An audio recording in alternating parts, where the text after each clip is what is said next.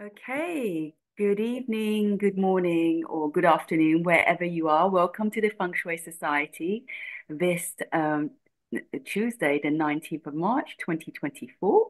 My name is Victoria Michaelides, and I'm your host for this evening.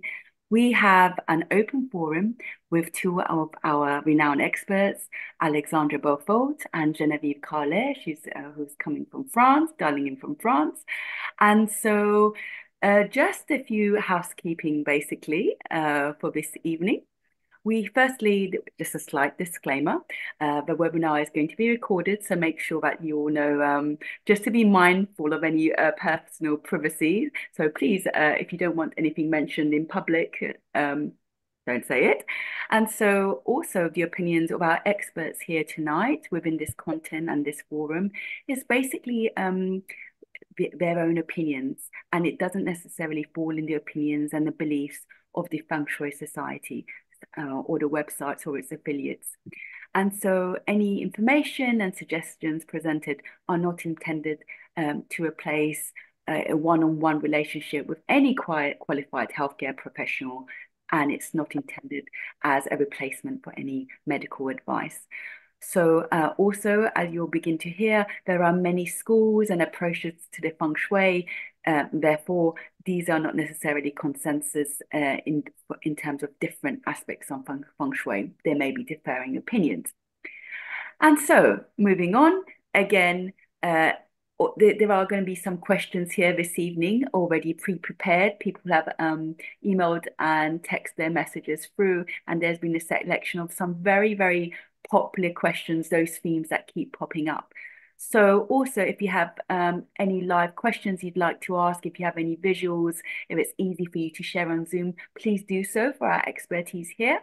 But again, as mentioned, be mindful of any personal privacy stuff, any sensitive questions asked during the recording. And so it may well be those who have joined us this evening, if you're happy and you're quite inspired, to just put in the chat what level of feng shui you have, whether you're a beginner, simply enthusiast, intermediate, or actually you've been a practitioner for quite some time. So keep your questions short if you have any this evening, but give us some sharp and some contextualized nuances. And please unmute yourself, obviously, if you want to speak, and place yourself on mute whilst our practitioners are speaking. So that was a quick whistle tour of our disclaimer. And this evening, what I'd like to bring on now are our two experts, both Genevieve and Alexandra. We're going to delve straight in with these two amazing practitioners who have been studying with renowned masters across the world. And between them, they have a wealth of experience. They both teach and are consultants in many business areas and residentials. Okay, so if I could kindly invite Genevieve Carle actually to give us just a very quick summary of what we're here tonight to listen to, classical feng shui, and she'll talk to us about some of the subtle differences or maybe significant differences. Genevieve, I'll give the platform to you. Yeah, okay. Thanks, Victoria. Good evening, everyone. So yes, just a quick definition of classical feng shui, because the talk tonight is about classical feng shui. So it's also known as Chinese feng shui, traditional feng shui. And so classical feng shui appeared in China about 6,000 years ago. The aim of classical feng shui is to analyze the impacts of a space on human beings through three parameters: space, time, and orientation. And in classical feng shui, we work with tools such as form school, which is basically the analysis of every form you have in the physical environment, should it be outside or inside. We also work with the flying stars, which is basically dividing the space in the 8 compass directions. And then, so each direction with the flying stars is called a palace, and we analyze the energies inside each palace. And we can work also with Chinese astrology using tools such as Sanhei, the Mingguas, which are the auspicious directions to sleep and work. And sometimes in a feng shui evaluation, we can complete it with a Bazi analysis. So this is basically what is classical feng shui. So I don't know much about the other kinds of feng shui. So that would be different to highlight differences between classical feng shui and other kind of feng shui. But this is what classical feng shui is, actually. Excellent. Thank you. That was I love the fact that you actually, something that is so technical. Thank you, Genevieve. You've simplified it for us here tonight. That's amazing. So I think we could just go straight into the questions because we have quite a few. And one of the first questions is around improving health and well-being. And this is from MP, actually. And he says, my question is, how can I improve my health and well-being with feng shui? Since 2022, I have been suffering from minor heart palpitations and anxiety. So it's nothing serious, but would like advice on how feng shui can help me. So if I can perhaps ask Alexandra if you would like to answer the first question, please. Sure. Hello, everyone. Yes, so I see a few answers to this health and well-being question regarding feng shui. I would say first, make sure that your place, your home, work on decluttering it. And I would focus on three main areas. The first one being the main entrance, because that's the mouth of the qi, where the initial energy enters your home. It's important to keep it clutter-free, to let the flow of the energy come in freely. Because as we know, any clutter, any impediment to the natural flow of energy can create blockages, and that can have an impact to our well-being or health. So the main entrance would be the number one. Then the bedroom. So make sure that your bedroom is, open the windows, clutter-free again. Feng Shui likes symmetry. So you don't want to have different night tables, for example. So make sure that there is harmony, your own definition of harmony, perhaps, in your own bedroom, even the temperature in your bedroom. All that plays an important role to the quality of the well-being in your bedroom, of your sleep, for example. A lot of people have insomnia, and that could be one thing if the bed is not placed in the optimum position. Again, if there is a lot of clutter, it's not a great it's not a very auspicious thing. And again, yes, a nice aeration in the room. And feel like you're breathing in when you come into your space. And the other location, I'd say, is the kitchen. Basically, the places where you spend most time in your home. And the kitchen too. Although we have a lot of things in a kitchen, it is important that we keep it neat. So, so if you feel imbalance in your well-being, I would look into these three locations. Another thing that comes to my mind is perhaps have you checked for EMFs in your home or geopathic stress? These also are factors that play an important role in the well-being of the residents. If you live nearby a pole, an electric pole, this will have an effect on the health of the residents. Or if you sleep with all your electrical devices next to you, that will also have a negative impact in you. So try to stay away, at least when you sleep, from electronic devices. That's one thing. Maybe if you live near an electrical pole, for example, there isn't much you can do, but again, you can a way to have this energy absorb is to use crystals, and dark crystals like black tourmaline, for example, because they absorb the energy, the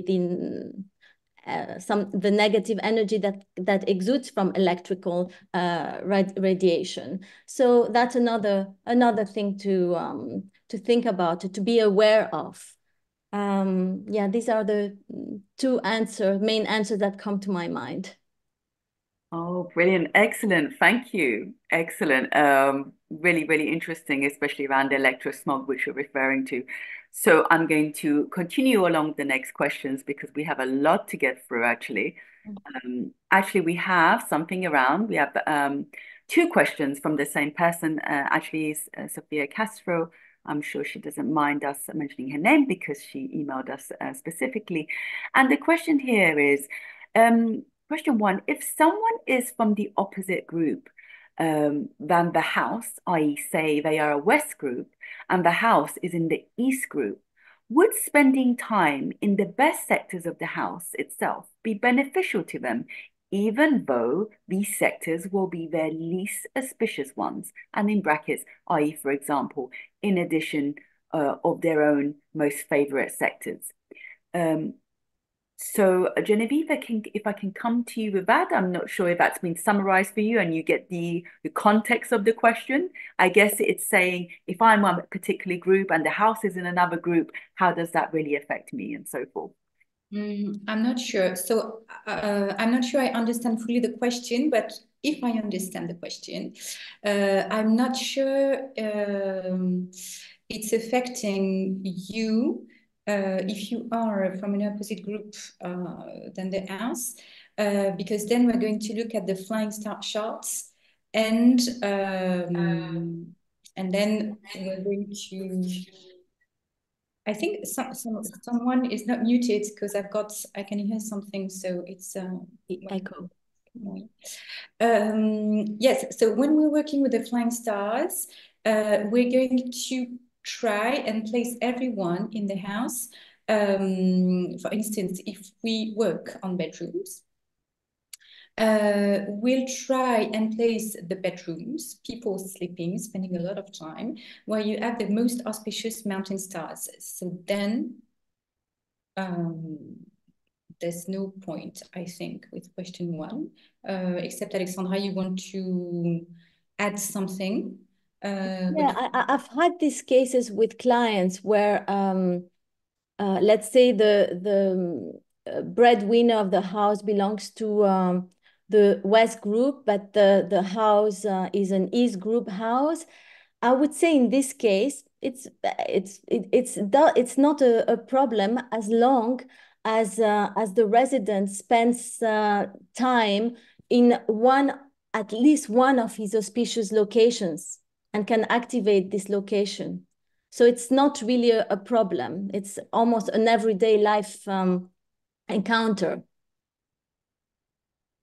It happens also when the spouses, one is from the East, the other one is from the West, and the house is one of the two. How can you make the 2 points meet? So it's a question of spending as much as you can time where your prosperous or auspicious locations are. I would say that. And I've seen that, and it works actually. Okay, excellent. So maybe the question perhaps wasn't as clear perhaps here, so something to consider. And so then in this case, I think both of you, Alexandra and Genevieve, you gave a kind of rounded answer as much as we can based on this question one. So moving on to the next question, would you talk about how the main building directions affect occupants of a unit, apartment, which may have over different directions? Is this making sense? Alexandra, if you want to go ahead. I'm not sure I get the question. Yeah, it's not very clear, but I'll try to paraphrase. So let's say that the building, it's an apartment building, and the main door of the building has a specific orientation, but then the flats, obviously, they have different orientations. Okay, that makes sense if that's what that person means. So how would that affect the occupants? I would say the first thing is what's around the building. So what is the building facing? So when you, what is the main entrance of the building facing? Is it facing a river? Is it facing another building of the same height, same style? Or is it a corner building that has the shape, a triangle shape like an arrow? In which case it's not the best location to move to. That will affect I would say probably the health and many aspects of the residents in that building. But so I would say it depends what the building is facing. It will have a direct impact on the well-being of its residents. And then, of course, every apartment might have a different view, a different facing, and we'll take that into consideration to alleviate the positive interpretations of the directions. I don't know if that's clear. Yeah. Yeah, thank you. I think I think the answers from both of you are as clear as the questions, basically. What do you mean? The question was not so clear. I, I suspect that more clarification was needed for these, but thank you so much for making such a great attempt with these. Um, okay, in which case I will say let's move on to the next set of questions here. And this is about star 2 in the kitchen and star 5 in the living room, and what are the remedies? The first question here, the lady's asking, hi there, our kitchen is where the star number 2 is residing this year, 2024. She says, I'm passionate about cooking and we strive to eat healthier meals at home. It is not easy to relocate the kitchen every year, obviously. What remedies can we place in that area to try to mitigate the impact? Can you suggest a few, please? Genevieve, can I come over to you? Yes. When I read why is star 2 no longer as prosperous in 2024, I'm not sure I get it because now we are in period 9. We just moved to period 9 beginning of February this year. And so star 2 is starting to be auspicious, actually. It used to be very inauspicious in period 8. Well, actually, star 2 is mostly an inauspicious star. It has a bad personality, but when auspicious, then it's auspicious. And this year, in period 9, it's auspicious. So it's auspicious, actually. It's not inauspicious. And of course, saying you're going to relocate your kitchen every year doesn't make any sense, because when you do a feng shui evaluation, you're not going to move your rooms around every year, of course. So what we do in a kitchen, the kitchen is I think, is a very complicated area, because for me, this is a yang area because it's always very active. There are lots of active objects in the kitchen. And it's always very lively, very busy when you cook, when you eat, and so on. But at the same time, in a kitchen, you need to be careful to pay attention to yin energies, actually. So in a kitchen, depending on the combination of stars we have here, we can boost the water star or the mountain star. It depends, and sometimes we can boost both at the same time. So I'm not sure. I think she's talking about the animal star.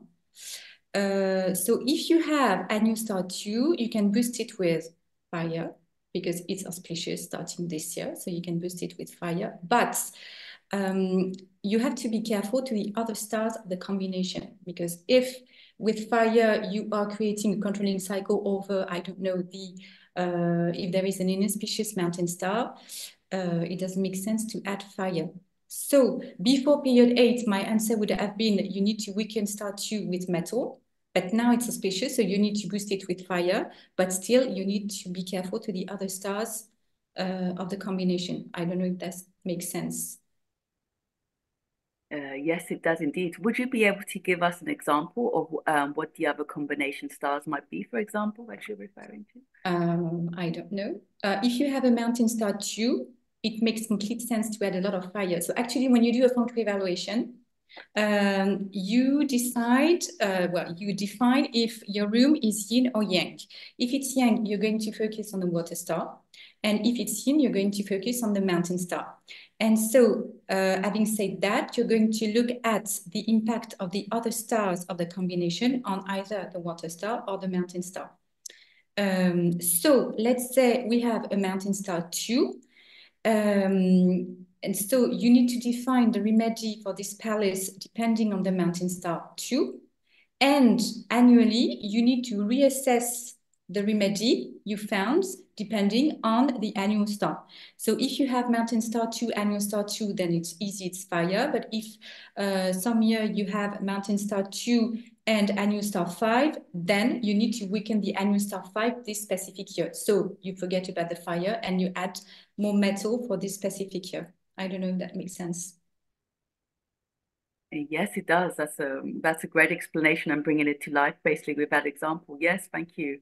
Alexandra, would you like to add anything to that, or we can move on to the next? I agree with Genevieve, and it's good to insist and really now that the star number 2 has become auspicious, and it represents two connects with the Gua number 2, which is the southwest, and is also symbolizes the woman and also the fertility. So it's a progressive, it's a fertile number. That's how we have to look at it from this year onwards, I would say. So it's a positive, and if this person loves to cook, then it's a great thing. I hope it brings more prosperous ideas for her projects, for example. Okay, brilliant. Thank you. So then naturally, move on to the next question because I'm conscious of time. We have quite a few to get through. Okay, it says Sandrine says, "Hi, ladies. My living room is where I spend most of my time entertaining and working. I am told that I have a permanent star 5 located there, but have a good luck star 9 coming into my living room for the year 2024. Can you tell me which star outweighs which, and how can I use this good energy of star 9? Thank you for your help, Sandrine." Yes. Would you like me to, Alexandra? Can I go to you with that question? Yeah, I'll try. Yes. Well, okay. The star 5 is considered as a disruptive star, but in my experience, one should not be afraid of what we think is behind a number, and there are always solutions to it. That's what we have to think, that we can solve stars that are not as auspicious, and a very easy, straightforward remedy when you have a permanent 5-star in your room or an annual 5 is to add metal. Why? Because 5 belongs to the earth element, and the metal would make it weaker. So that's why we add metal in the form of a decorative object, perhaps a statue, even a metallic ticking clock, because that's, kind of really weakens the earth.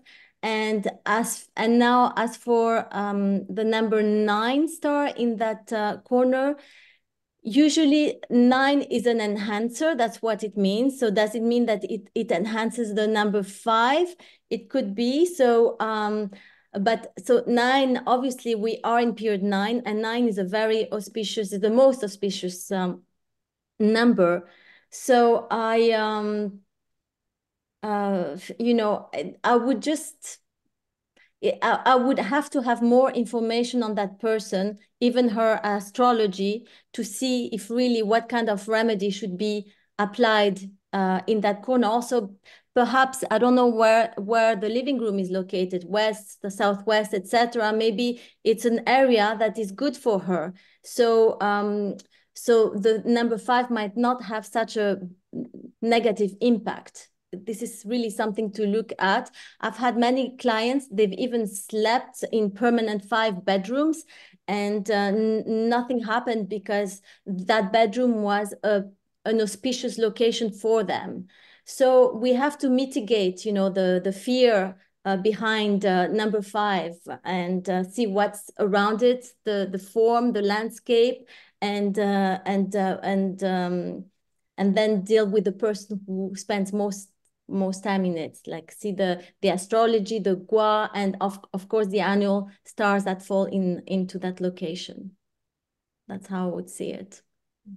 Brilliant, thank you. Anything for yourself, Genevieve, to add? No, I agree with Alex. That's fine. Okay, good. Part of these discussions are great because sometimes we get different perspectives and debates between practitioners as well, and it's quite interesting how these things unfold basically in terms of answers. So great. Again, so next slide. A period 8 property shifting in period 9. One of very popular questions. What is the impact? Hi. Currently, I have both mountain and water star 8 at the front door. Can we still use this double 8 at the main entrance during period 9? And then Prashad then asks, what will happen with the number 8 energy during period 9, and how will it affect the residents? So you've kind of, Genevieve, if I can go to you with that, you've kind of got 3 questions in one, really.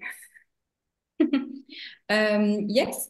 So in period 9, star 8 is becoming neutral. Actually, it's neither good or bad. So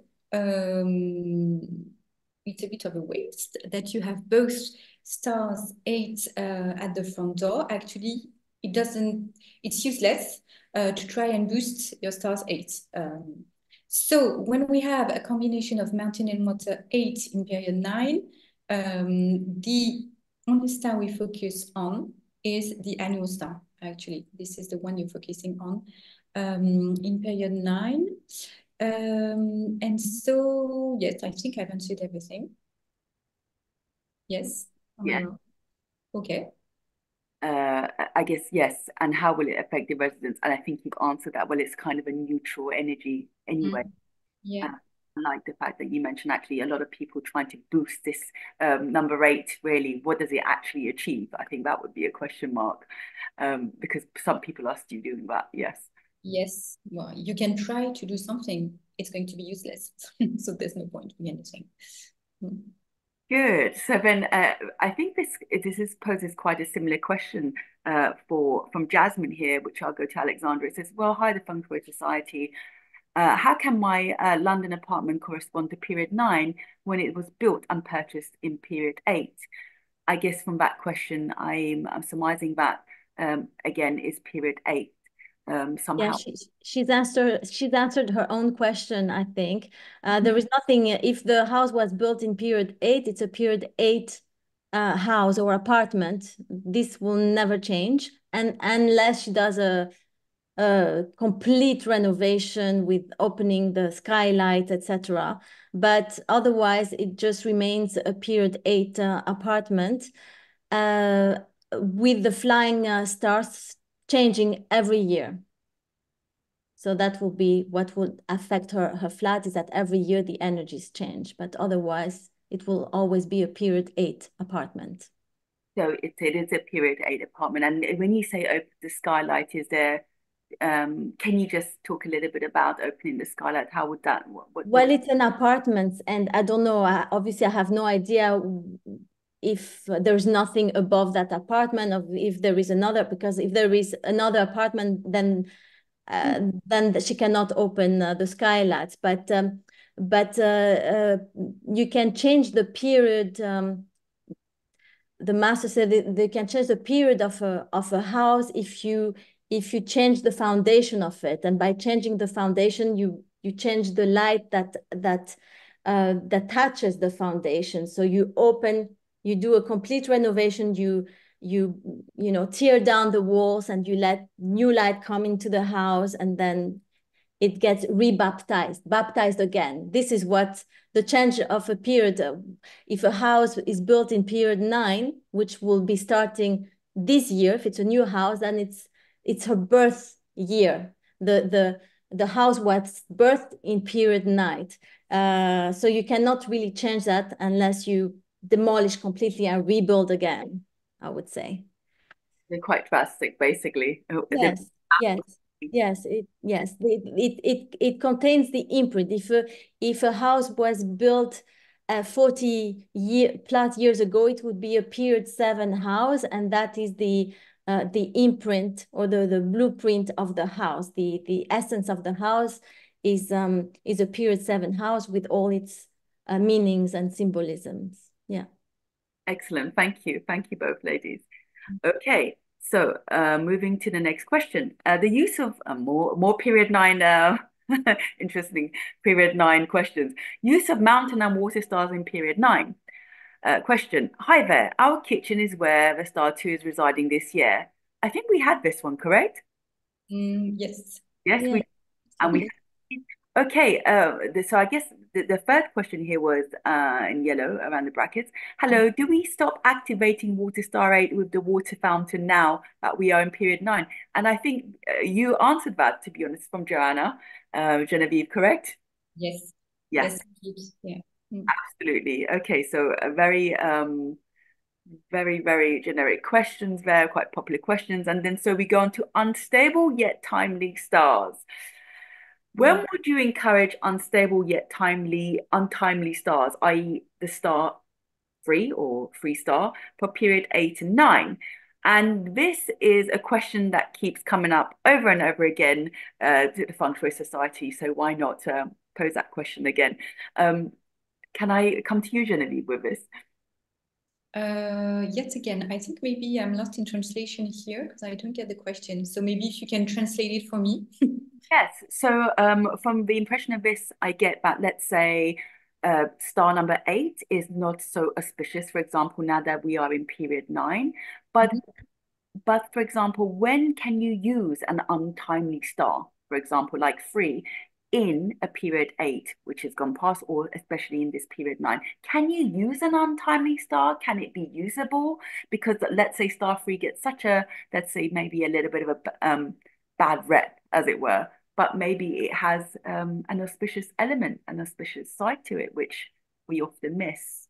So can it be usable, even though it's considered untimely, theoretically? So I would say no as a first answer. But then again, it depends on the combination of stars you have. Sometimes you have, let's say, a mountain star 3 and a water star 5. So basically you have 2 inauspicious stars in your combination. So you have to choose which one you're going to work on. And in this case, you're going to choose to weaken the 5 all the time. So you need to choose to weaken the worst one. So you could use fire to weaken the 3, but then if you had fire, you would boost the 5. So you're not going to do this. So you add metal to weaken the 5, but with the metal, you create a controlling cycle over the 3. So it depends on the other stars. Maybe you have a water, one somewhere, which is water, then you have a productive cycle. So you're going to boost the 3, but you're not going to do it on purpose. It's because you're weakening the 5. So I think this is the only time, then you are going to boost the 3. Okay, it's really interesting. Have a take on that. Alexandra, do you also have a take on that? I agree on this interpretation with Genevieve. I'm trying to think what else can it be done. I think I would look at what's outside that location. To see, but because maybe if there is already, let's say if it's there is a mountain, so that's the earth element of, it's another element, maybe buildings, so a lot of metal just outside that location, maybe it's already countered, let's say, naturally countered by the environment. So I'm not sure I'm answering the question here, but numbers that are unusable or yet timely stars. Well, 3 is not timely to start with, so I'm not sure. Like 8 is becoming not. What are the timely stars would be for period 9, 9, 1, and 2, and then you have the 6, which is always auspicious. That would be, let's say, but that's a usable star, you see. So it's a bit a complex question here, a bit confusing actually. So we can tell the audience the conventional, the classic auspicious stars, like the 1, the 6, the 8 too, and the 9 as an enhancer, and then depending on the period we are in, like we are in period 9, that you get stars that are usable, are timely but usable, not unusable, because like 2, for example, was inauspicious in the past, but now it's becoming auspicious, and because it is timely. So I would have loved for Janice to give us more detail about what she's trying to convey here, but hopefully we've answered her question or part of her question. Yes, I think we answered as much as we can, and I guess we could summarize that actually if star 3, for example, is untimely, so in this instance, like you mentioned, it would probably just be used to really control the 5 in some respect. I understand that. Yes, thank you. We are getting some uncontextualized questions, but we're doing what we can here. So moving on to the next. We have some interesting questions about the stock market performance and the best industries in period. So the question is, may I know what the stock market performance is in period 9? Cheers, James. Can I come to you, Genevieve, with that one, please? Yes. So I never do this kind of prediction to begin with, but I think maybe we would need to know a bit more which stock markets. I think here it's too vague to answer. So I think this is Chinese astrology here. So for Chinese astrology, we need more details actually, such as the location, the date. Period 9 is too vague, it's 20 years. So I wouldn't be able to give an answer to this question, actually. So basically, you would need, what further information would you need to answer this question for James, should he come back to us? Which stock markets? Is it in New York? Is it in Paris? Is it in Hong Kong? Which one? Why can you, we need a more specific period of time. Is it this year? Is it next year? This is typically the kind of information I think we will need to get. This is too vague. Okay. One for our participants and our audience for next time, to make sure they come with a bit more specific details. Good. And so next question, Alexandra, naturally coming to you. My partner and I are looking to invest some of our inheritance. So I guess both have inherited, and would like to know what industries will do well over the next 3 to 5 years, from John and Hannah. Okay, so that's in the same line of questions. I would take here a step back to perhaps explain to the audience what is period 9, because perhaps that will shed some light before answering this question.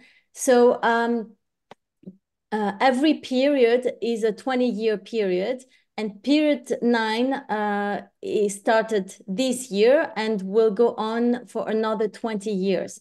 So period 9 is all about, it belongs to the fire element to start with. So what is fire? Fire is really the show of the expression and the chaos. Things are going fast. Things are moving fast. So changes, that's what we can expect in period 9. the actually industries that are related to period 9 would be anything that is related to the light and heat and energy. And when I say energy, is not only the the industrial energy, such as electricity, new types of producing energy, but also the healing part of the businesses. So maybe going back to the question here, you know, I'm not here I'm not foreseeing the future, but if I can help answering this question, that period 9 is related to those industries, and these are the industries that will be strong according to the meaning of period 9. Okay, thank you. Good. Okay, so right now we've got a few more questions and some slides, but I'd really like to take a pause here because I'm conscious of time. And so I know we have some participants here live, and I would very much like if you would like to ask any live questions now. I think this will be a great opportunity while we have Genevieve and Alexandra here live. So you can either put your question in the chat or raise your hand and unmute yourself and ask questions. Please let me know because I think before we continue. I'm just seeing if any hands are up. Yes, Matu. Yes, please. If you'd like to unmute yourself, great. Good evening. Thanks for coming. Um, I'm wondering about the use of hexagrams in houses. My old feng shui teachers used to use hexagrams, and they also use mirrors to change hexagrams. So I was wondering if you guys use hexagrams in your feng shui and how you use them. Just I know it's probably a big subject, but just a brief introduction. Great, thank you, Matu. Genevieve, can I come to you with that one, please? Yes. No, Alex, do you have any? I don't use, well, to answer, I don't use a hexagram in classical feng shui per se. Hexagrams, I use them more for in Chinese astrology. So as a guide, but in feng shui consultations, no. And did you mention mirrors? Yes, my first feng shui teacher, John Sandifer, he Yes. mentioned using mirrors to change different hexagrams. And we didn't go into it because that was the first class. But I specifically remember that because I really enjoy the I Ching. So I was curious about that. Yeah. I mean, the mirrors, we use mirrors to deflect, reflect, or absorb the energies. So it's a remedy. The mirrors are used as a remedy if you want or you don't want something in a particular space. That's the use of mirrors, especially outside, you know, in your garden with neighbors, you know, there are a lot of the reflection. Also, mirrors can be used when there is a missing corner. I don't know if you are familiar with the notion of missing areas. Placing mirrors can help reconnect the missing areas. So that's the mirrors that, you know, the use of mirrors, that what they mean for me in my practice at least. But with hexagrams, no, I don't use mirrors for hexagrams. Brilliant, thank you. Genevieve, I don't know. Yeah, Genevieve, would you like to add to that? No, I agree with you, Alexandra. Hexagrams, I only use them really much in divination, I Ching, not in feng shui actually. So I don't see how we can use mirrors in divination. Not sure I make the link. Brilliant. Matthew, did that answer your question? Yeah, more or less. I had a slight follow on to that. If you deflect energy that's coming into your house, does that bad energy go somewhere else? Like it doesn't just disappear, so you don't want to aim it at somebody. You want to like to zing it off into the woods. Yeah, it depends where you place your mirror. I've never used this technique inside a home, but more outside. Like I've known people who use it in the garden because they had issues with the neighbors. And that worked, but because it's outside, you have to visualize. I think visualization then, plays a role here, that the energies goes down and recycles and doesn't affect the residents or anyone else, in a negative way. It just recycles. It's just a protection for yourself, basically. The aim of what we're doing is for the highest good of ourselves and the universe, if I may say. So we don't want to do any harm. If and sometimes people can misuse certain techniques. So you're right to ask this question of where does this deflection goes to. So as I said, in my experience, the safest is to do it outside. Excellent. Thank you. Matthew, I hope that answered your question. And so I'd really like to go to Victoria at this stage. I know you've been patiently waiting with your hand up. So please go ahead and unmute yourself, Victoria. Great. Hi there. And I couldn't believe it when Matthew asked his question, because my question is about hexagrams also. I was like, no way. Just having had one done while studying feng shui for many years, but I actually, brought another person to help do it for me. And my question is, so the hexagrams, I love what you just said. It's not part of classical feng shui necessarily, but more of that Chinese astrology, etc. And it's true in asking for the feng shui of my home to be done. I hadn't really asked for the astrology part to be done. So it's been a very interesting experience, long story short, and a great learning one. So the thing was with the hexagrams, everywhere that they're to be put, where they would be helpful, according to this, are in very prominent visual places within the house that you just really can't.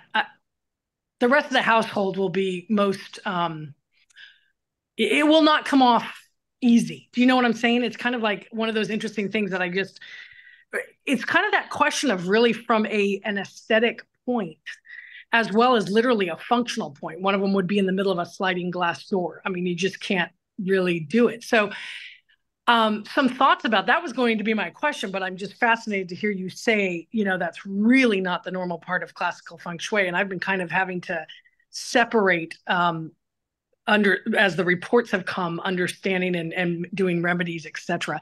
So just your thoughts on, the hexagram aspect. So Victoria, just to summarize, thank you for that. I guess is your question whether Genevieve and Alexandra use hexagrams in their feng shui, or what they would use it for example? Is that... No, actually, I know what it's being used for energy-wise. Thank you for even bringing me back, because after hearing Matthew's, it kind of took me off track.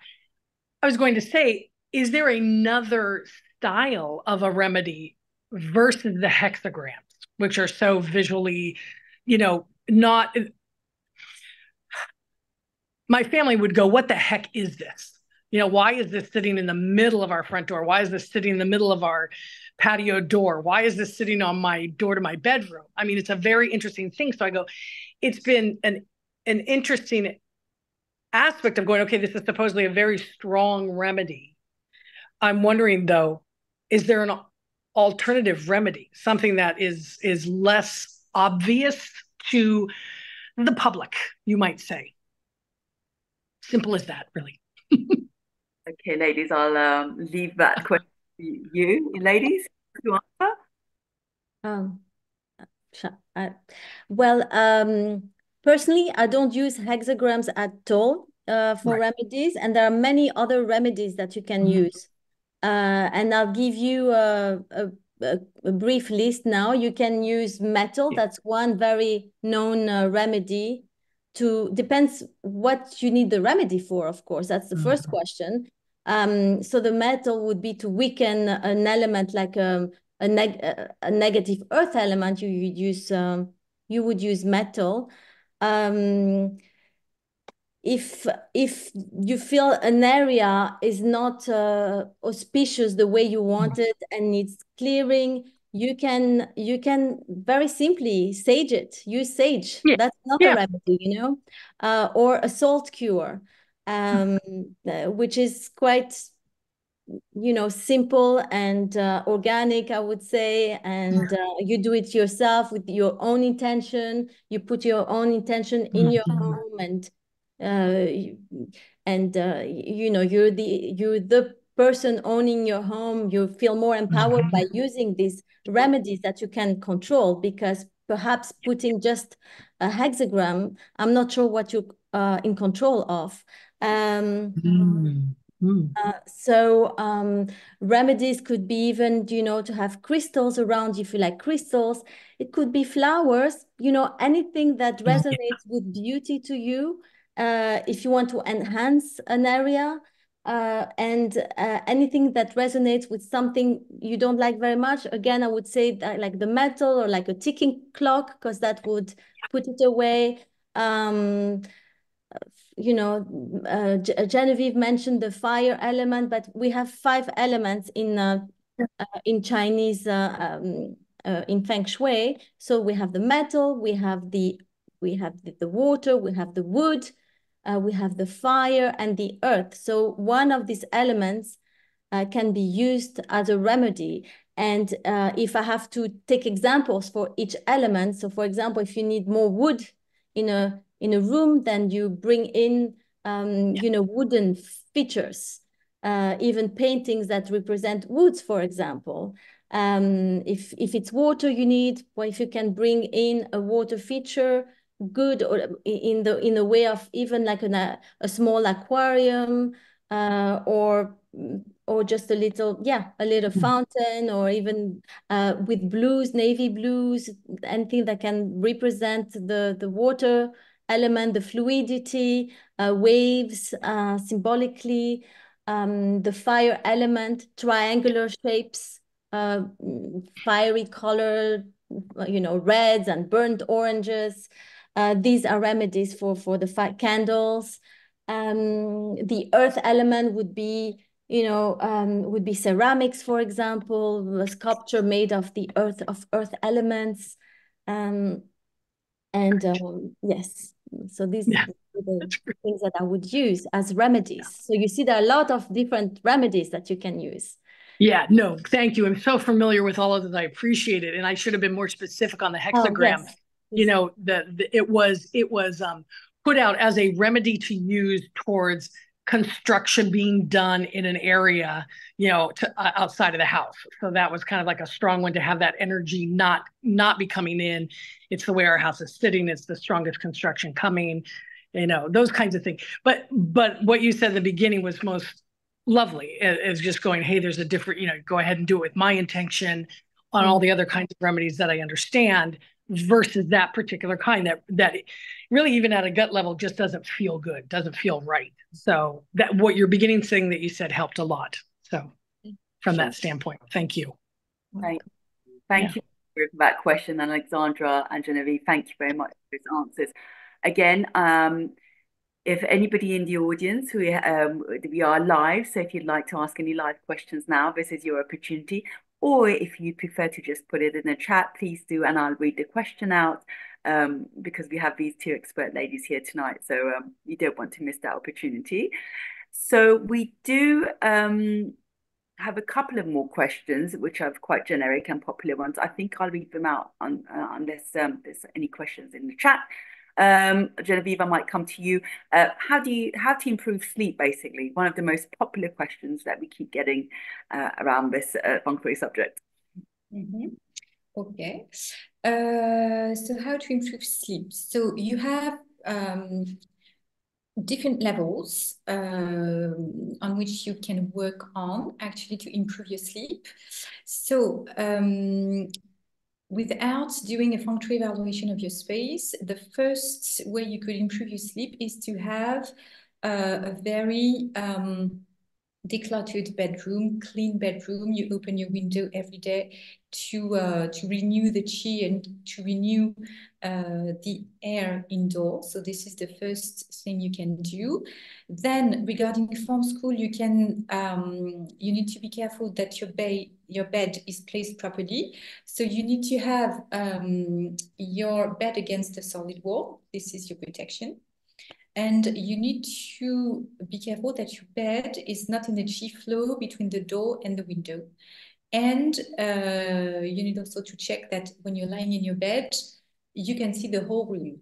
Basically, you can see the door, so you can see who's coming. So if you've placed your bed this way, this is good for sleeping. And then we can do an analysis with the flying stars. But this requires a specific analysis, of course, of the space. So now that we are in period 9, the best bedrooms to sleep in are where you have mountain stars 9, 1, and 2. Because a bedroom is a yin area. So when we're working on yin areas, we're working on mountain stars. So if you sleep where you have a mountain star 9, 1, 2, this is the most auspicious. If you have mountain star 8 in your bedroom, that's fine because it's neutral, so it won't do you any harm. But this you need to build a flying star chart of your place to know if this is a good place for you to sleep. So this is from a feng shui perspective, and you need to avoid any yang energies in your bedroom. So no phone, no TV, no computer, especially before sleeping. So you need to turn all this off before sleeping because this is yang energy. And also you need to avoid having water, active water in your bedroom because this is a very strong yang element.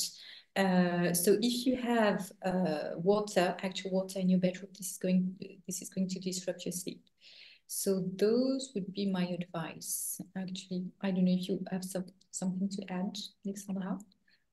Yeah, I think it's great. I like the reference to the yin to the yin environment because indeed the bedroom needs to be yin as opposed to the kitchen, as you said, that needs to be yang. And what does it mean, yin? It means that you don't need bright lights, even natural lights. You want to be a place of peace, your bedroom, somewhere where you can rest even before going into your bed. So it has to be inviting for the purpose of having a good sleep.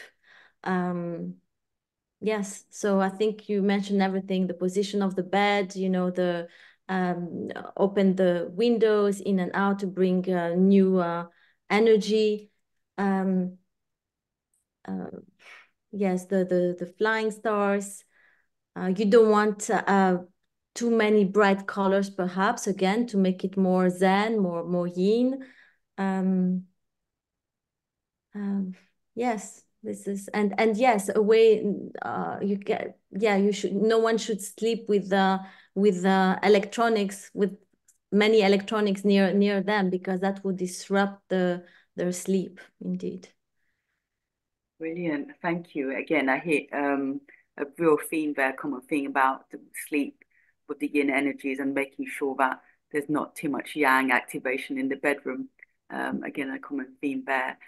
So I guess we are nearing the ending of this program tonight. So whilst we still have a few more questions, it may well be that we leave them for our next episode. I want to know if anybody here, any more participants, there's still an opportunity to ask one questions before we let our lady experts leave. So we've still got a minute or so. In the meantime, I would like to bring up both, as you know, Genevieve and Alexandra are both feng shui consultants and experts, and they both teach as well. So if you would like to get in contact with Genevieve, I've just put her details on screen here. Obviously, this will be recorded, so again, and placed on YouTube, so you will have her details here. And so whilst Genevieve in France, she covers internationally as well. And she has many students who contact her worldwide. And that's also the same with Alexandra as well. She also consults both business and private, does a lot of work on health and well-being. And so you can also find the details there here and also in the chat as well. Both ladies have put their website details, their links if you'd like to go into the chat. So I will leave this. Any questions? No questions, no hands up. We have a very shy audience this evening. But so I guess this gives me an opportunity to say thank you to both you ladies. I really appreciate your time.